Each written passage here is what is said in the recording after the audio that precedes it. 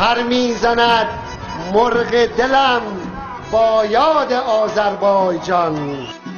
خوش باد وقت مردم آزاد آذربایجان.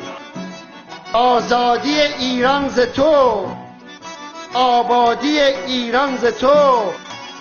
آزاد باش ای خطه آباد آذربایجان.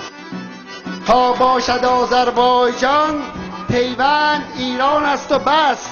این گفت با صوتی رسا فریاد آذربایجان.